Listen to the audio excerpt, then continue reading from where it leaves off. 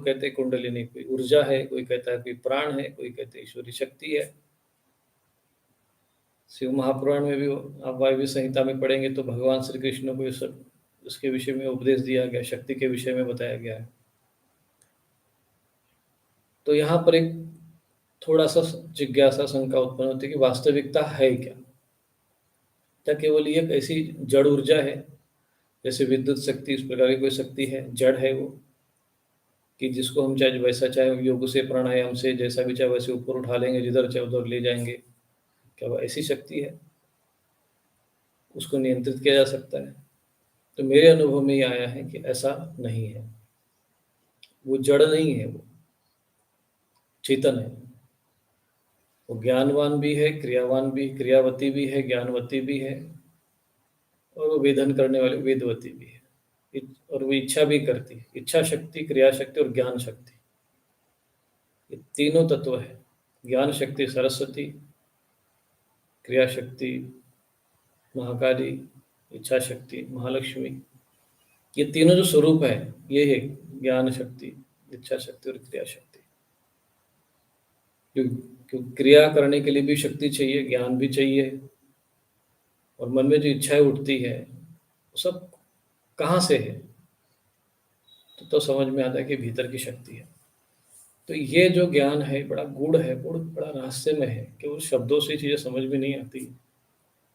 कितना भी प्रवचन सुन लो, नायम आत्मान प्रवचन लभ्यो, प्रवचन के द्वारा या किसी भी प्रकार के बस पुस्तक अध्ययन करते रहो, उससे ये चीज़ें संतुष्ट नहीं हो सकती जब तक अनुभव ना हो। और अनुभव के लिए साधना चाहिए, अनुभव के लिए एक श्रेष्ठ गुरु चाहिए, श्रेष्ठ साधना मार्ग चाहिए। तो ये बात समझ में आ गई कि वो साधारण ऊर्जा नहीं है, क्योंकि यत पिंडे तत् ब्रह्मांडी सूत्र के अनुसार जब इस ब्रह्मांड को चलाने वाली कोई शक्ति है, तो इस शरीर को भी चलाने वाली कोई शक्ति है। हम देख रहे, बोल रहे, सुन रहे, कोई शक्ति तो है भीतर में। वो शक्ति जो जिसने सृष्टि की रचना की है, वही शक्ति इस शरीर की भी रचना की है। शरीर को जैसा हम देखते हैं स्थूल रूप से, केवल यही इसका स्वरूप नहीं है, सूक्ष्म रूप में भी सूक्ष्म शरीर है, कारण शरीर है, फिर वो शक्ति का भी तो कई स्वरूप होगा। तो ये चीजें जो हम देखते हैं कि सारे सूक्ष्म तत्व है, सूक्ष्म शरीर के सूक्ष्म केंद्र हैं। कारण शरीर में भी उस शक्ति का वास है। कहीं न कहीं इन सभी क्रियाओं के पीछे जो भी हमारे अंदर ज्ञान है, शक्ति, इच्छा है, जिन सबके पीछे वो शक्ति है। तो शास्त्र ये कहता है कि वो एक साधारण ऊर्जा नहीं है, वो ईश्वरी शक्ति है। फिर कुछ कहते हैं प्राण, वो प्राण शक्ति है, जैसे प्राण होता है। तो शास्त्रों में, वेदों में प्राणो वै सह, प्राण को ही वही शक्ति माना गया, बिना प्राण के तो कुछ होता नहीं। जैसे वायु को लोग कहते हैं, वायु और प्राण में अंतर है। न च प्राण संज्ञो न पंच वायु। तो जब शंकराचार्य ने निर्वाण अष्टकम में बात कही है कि प्राण को संज्ञा कहा, न च प्राण संज्ञो, मैं प्राण नाम की संज्ञा नहीं हूँ, और वो 5 प्रकार की वायु भी नहीं। तो 5 प्रकार की वायु में जैसे हम लोग, वो प्राण वायु नहीं, पान वायु है। पान जो हम ग्रहण कर सकते हैं, अपान जो हम छोड़ते हैं, जिसको हम ग्रहण नहीं कर सकते, इसलिए वो अपान हुआ। पान और अपान है, वो पान वायु को प्राण वायु कहने लगे, प्राण, और उसी को लोग प्राण समझ बैठे रहते हैं। तो शंकराचार्य कहते हैं न च प्राण संज्ञो, कि मैं प्राण नाम की संज्ञा नहीं हूँ, मैं प्राण नहीं हूँ। अर्थात वो प्राण को जानते कि प्राण अलग है।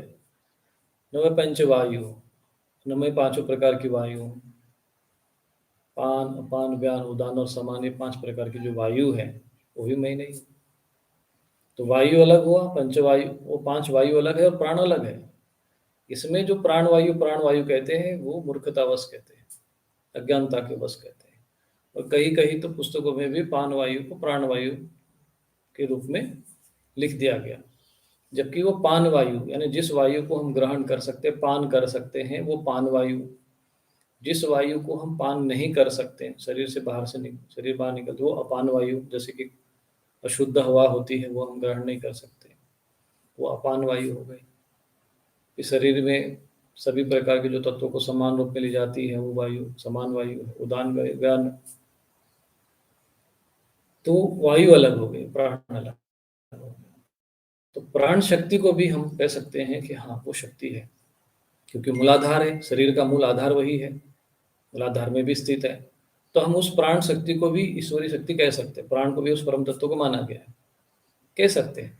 परंतु वो प्राण तत्व के बारे में यदि चर्चा करें तो प्राण तत्व तो जड़ है, ऐसा भी कहा जाता है, क्योंकि प्राण का संचालन प्राणों का भी आयाम हो सकता है, प्राणों का भी नियंत्रण हो सकता है। प्राण आयाम इसी को बोलते हैं हम लोग। तो प्राणों के ऊपर भी जो कोई नियंत्रण स्थापित करे तो इसका मतलब कोई और शक्ति, ऊंची शक्ति है प्राण से भी।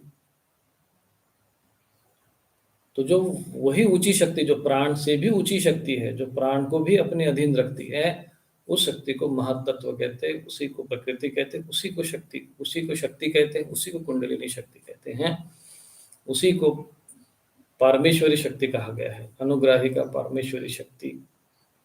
तो यही जो महायोग महामाया के रूप में हमारे शरीर सारे ब्रह्मांड में स्थित है, वो सबको भ्रमित करके रखती है।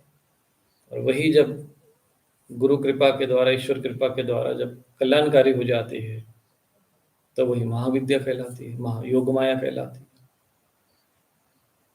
तो एक तो महामाया है और एक महाविद्या है। महामाया जो संसार में भ्रमित करके रखती है, ज्ञानी नाम अपि चेतांसी, ज्ञानियों के भी मन को भी वह भ्रमित कर देती है, सारे संसार को उसी माया में जकड़ के रखा, वो महामाया, महाशक्ति।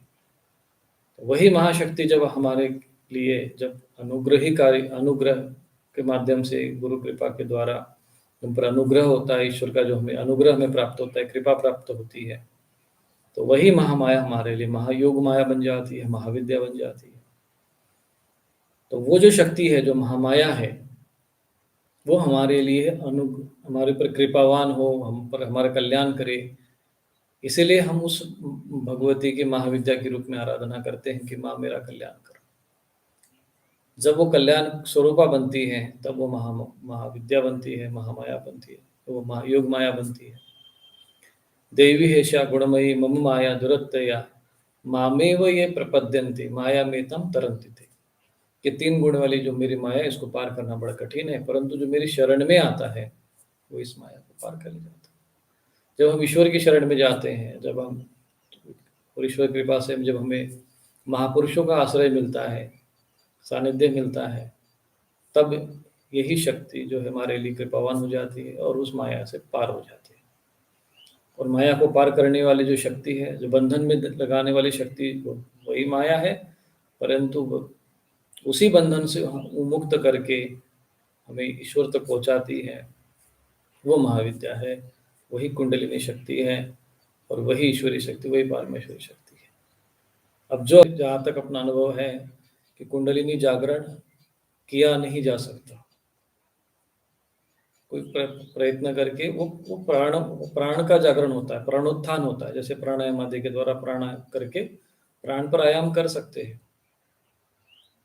तो कुंडलिनी शक्ति को नहीं जागृत कर सकते, कुंडलिनी शक्ति को जागृत नहीं कर सकते, बल्कि कुंडलिनी शक्ति जागृत होती है कृपा के द्वारा, सिद्ध महापुरुषों की कृपा के द्वारा, गुरु की कृपा के द्वारा, इष्ट की कृपा से, देवताओं की कृपा से, ईश्वर कोटि के जो देवता उनकी कृपा से ये शक्ति जागृत होती है, या स्वयं जागृत होती है। तो जब जब हम भगवती की आराधना करते तो उनकी कृपा से वो जब प्रसन्न होती है, तो वो स्वयं जागृत होकर हमें माया से हटाकर हमें विद्या की ओर ले चलती है, असत्य से सत्य की ओर, असतो मां सतगमय तमसो मां ज्योतिर्गमय। तो फिर अज्ञान रूपी अंधकार से हमें ज्ञान रूपी प्रकाश की ओर ले चलती है। तो कोई ये सोच ले कि मैं उस शक्ति को जागृत कर लूँ अपने बलबूते पर, ना, ये संभव नहीं है।